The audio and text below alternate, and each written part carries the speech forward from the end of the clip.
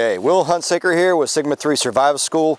Going to talk to you today about this nice piece of survival bling everyone's sporting these days and how to properly use it. Stay tuned. Okay, so the piece of equipment that we're talking about today is this necklace, which is being worn more and more by many survival enthusiasts, EDC enthusiasts, and so on and so forth. All it is a piece of 550 cord or some kind of cordage, a striker, which is typically made of ceramic or stainless steel, and a little mini ferro rod.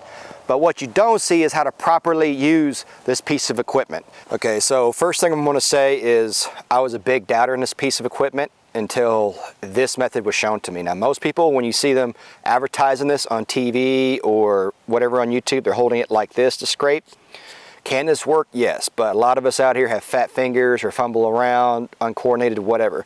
But if you take this, slide it back, give yourself some space to maneuver, put it over your thumb like so and pinch it, I can have full length strokes to get all of that mass off there. Now what we have here is our 3 standard sets of fire starter, right?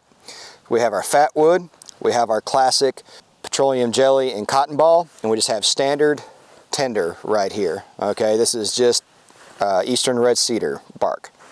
So number 1, so I just put my thumb down here like so.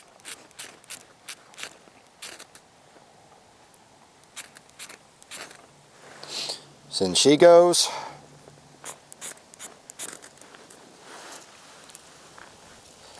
See, now that one's lit. And this one's going to be a little bit more a pain. It's thicker. Oh, oh.